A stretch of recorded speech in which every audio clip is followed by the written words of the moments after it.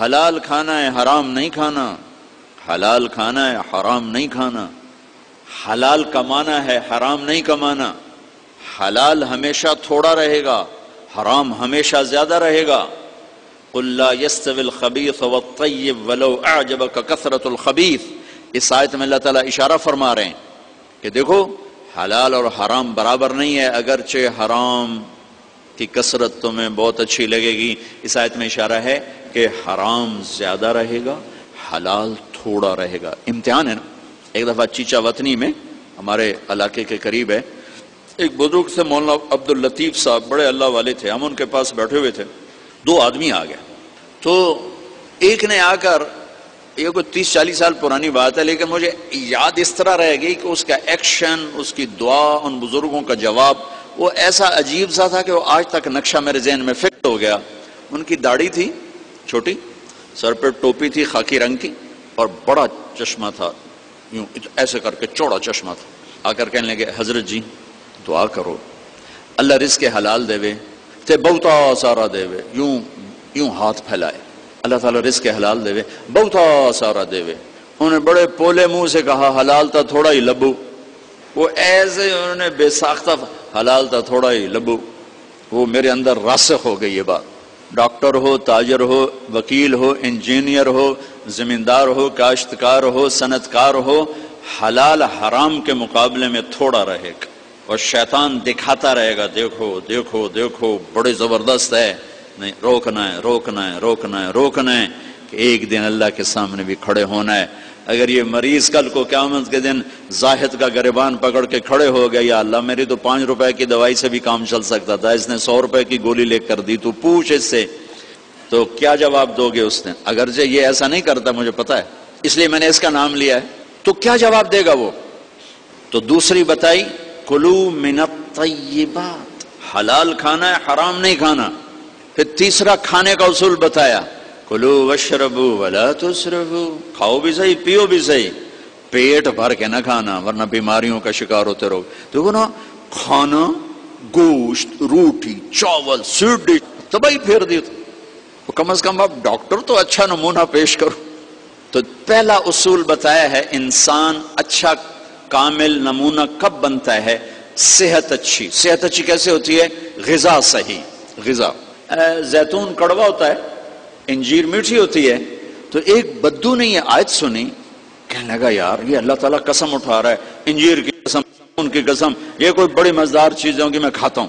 تو اس نے انجیر کھائی، انجیر تو واقعی مزدار ہوتی ہے، کہنے لگا بھائی واقعی اللہ نے صحیح قسم اٹھائی ہے۔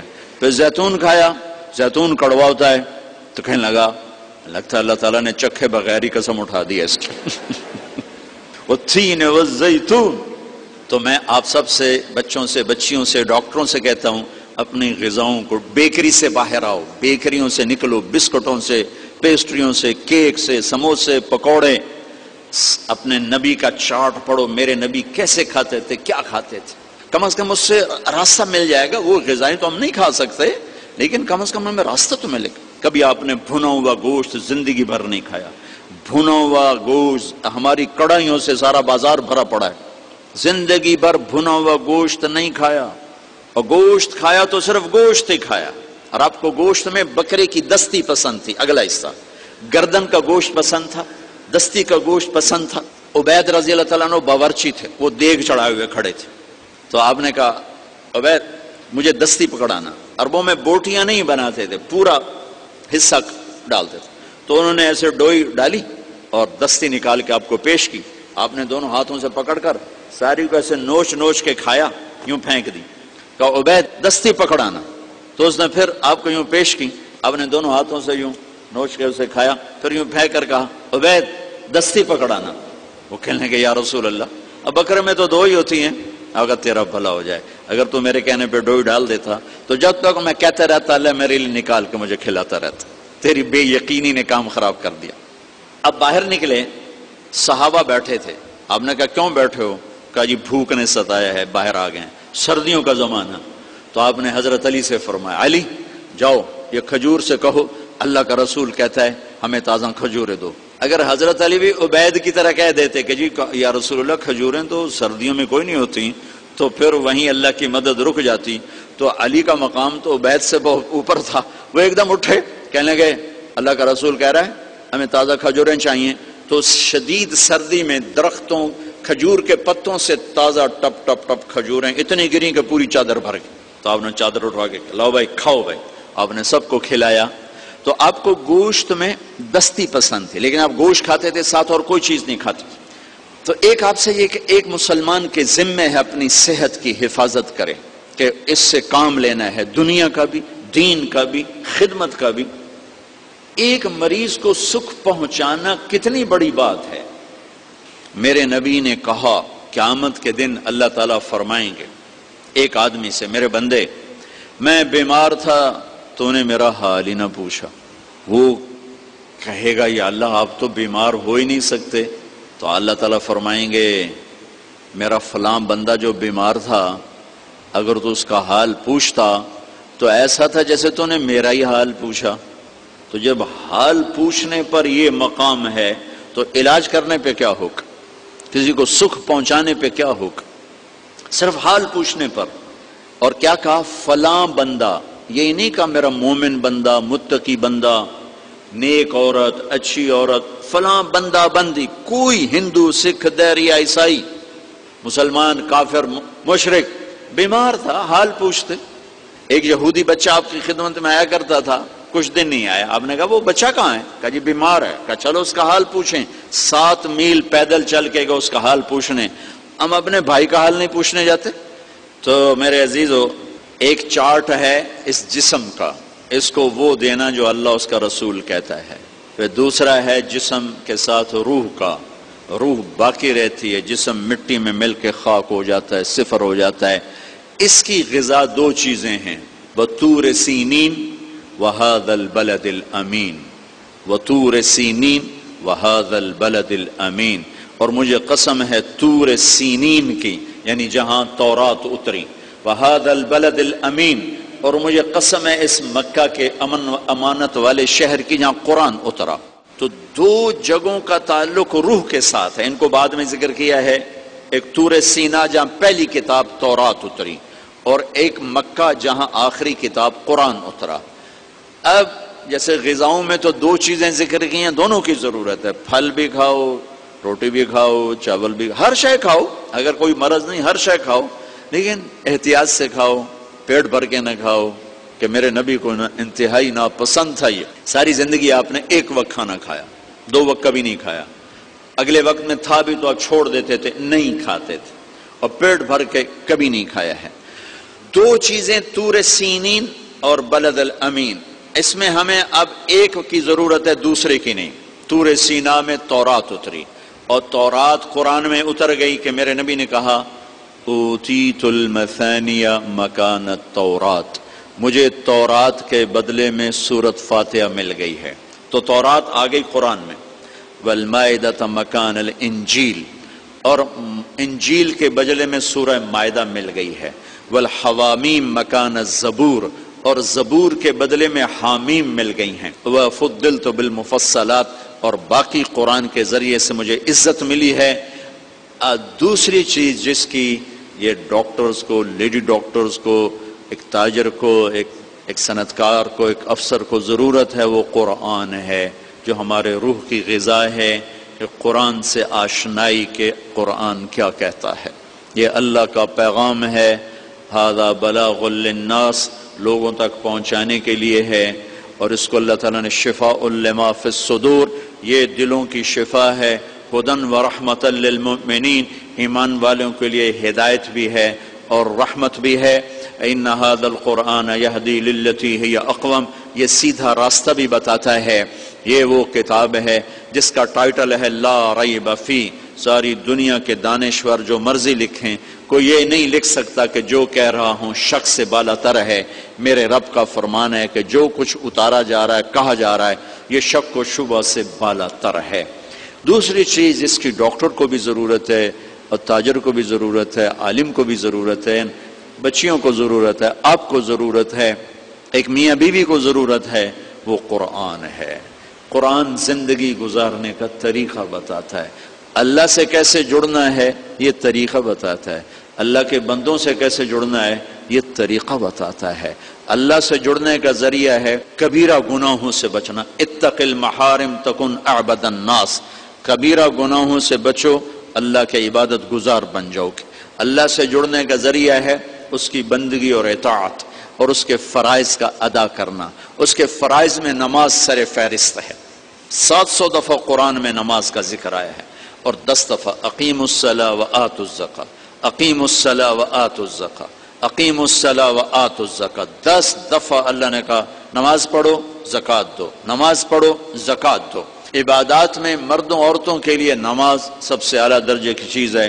جعلت قرۃ عینی فی الصلاۃ، آپ کلاس لے رہے ہیں، نماز سر پہ آ گئی ہے، اب آپ مسجد کی طرف بھی جائیں، آپ کلینک میں بیٹھے ہیں، نماز کا وقت آ گیا ہے، آپ 10 منٹ کا وقفہ لیں اور اپنے اللہ کے سامنے سجدے میں سر رکھیں، پھر آپ اپنے کلینک پر آئیں۔ آپ آپریشن کر رہے ہیں، وہاں سے نکلنا مشکل ہے، اب 10 منٹ بعد نماز پڑھ لیں، لیکن چھوڑنے کی گنجائش نہیں ہے۔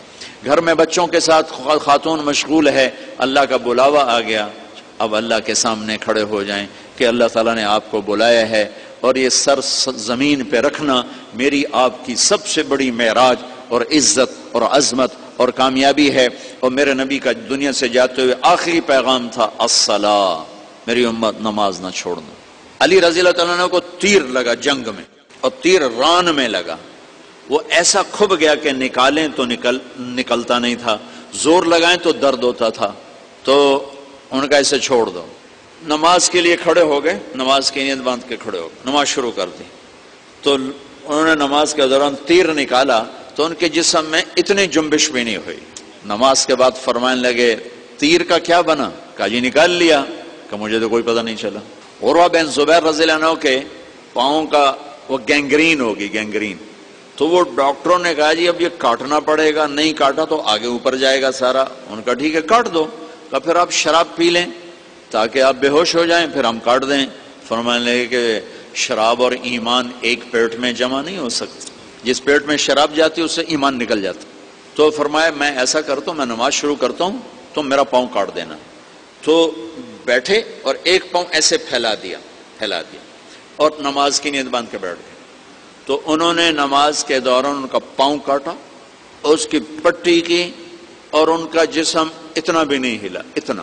سلام پھیرنے کے بعد کہنے لگے پاؤں کاٹ دیا؟ کہنے لگے جی کاٹ دیا۔ کہ مجھے تو کوئی پتہ نہیں چلا، کہ مجھے دکھاؤ کدھر ہے؟ ان کا یہ ہے۔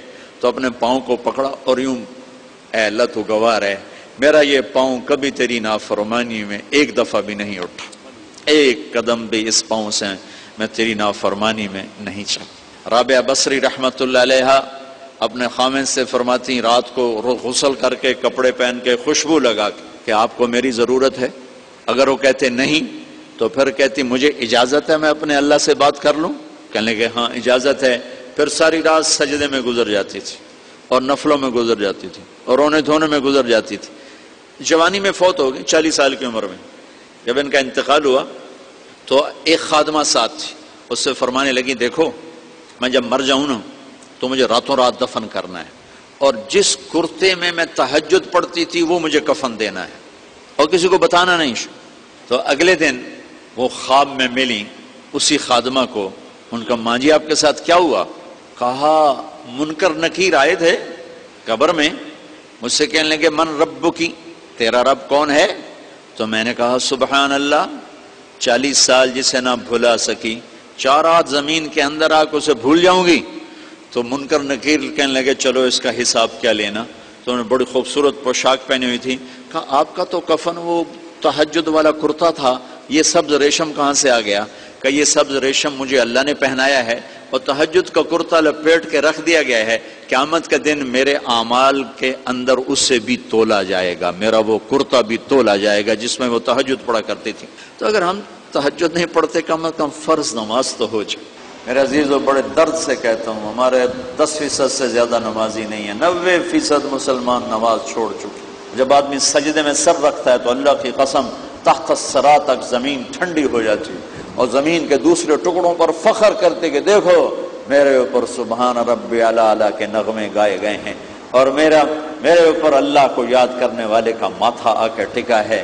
میں آپ سب بچوں کی، آپ کے اساتذہ کی محنت کرتا ہوں کہ آپ کا پیشہ بڑا عالی شان پیشہ ہے، آپ تاجر نہ بنو، ڈاکٹر بنو۔ آپ بچوں سے بچیوں سے بھی کہتا ہوں، اگر اللہ کل کو تمہاری چلا دے میڈیکل تو تاجر نہ بننا، ڈاکٹر بننا، مسیحا بننا، مسیحا بننا، ظالم نہ بننا، پتھر دل نہ بننا کہ آنے والے کی ہائے تمہیں رلانے کے بجائے مزید پیسے بنانے کے لیے کھڑا کر دے۔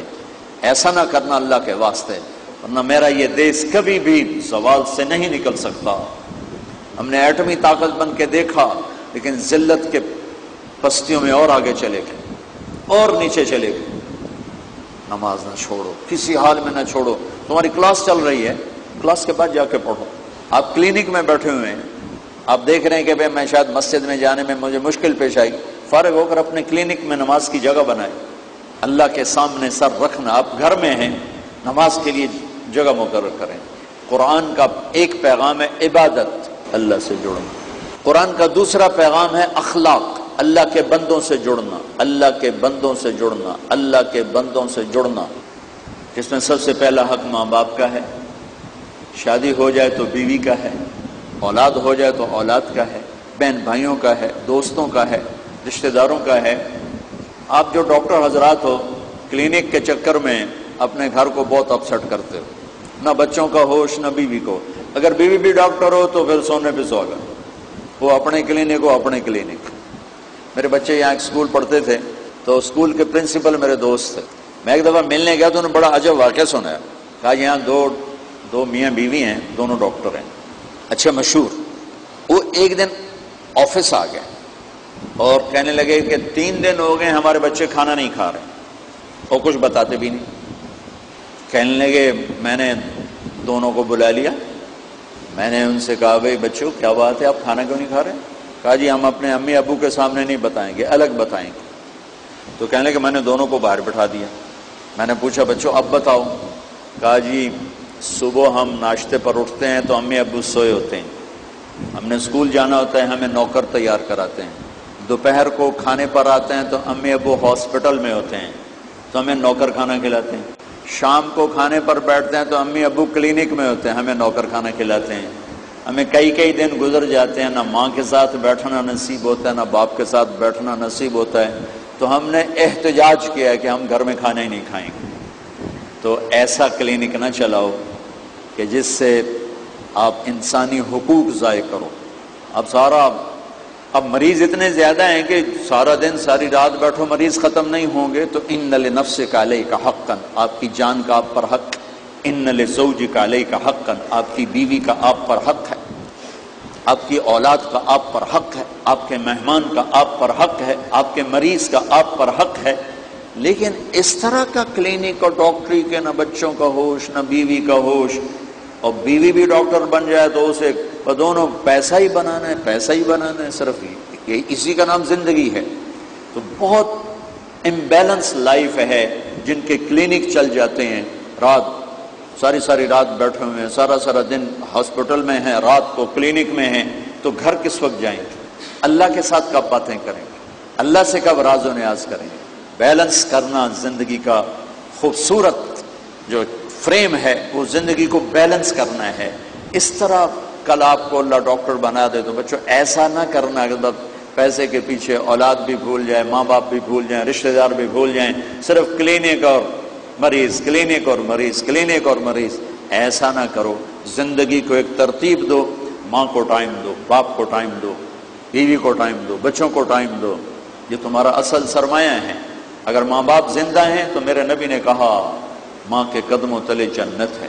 میرے نبی نے کہا کاش میری ماں زندہ ہوتی، میں اس کی ایسی خدمت کرتا کہ میں عشاء کی نماز کے مصلی پہ کھڑا ہوتا اور میں سورۃ فاتحہ پڑھ رہا ہوتا اور ادھر سے آواز آتی محمد، میری ماں مجھے بلاتی تو میں ماں کے لیے نماز توڑ دیتا، میں کہتا اماں جی حاضر، میں حاضر۔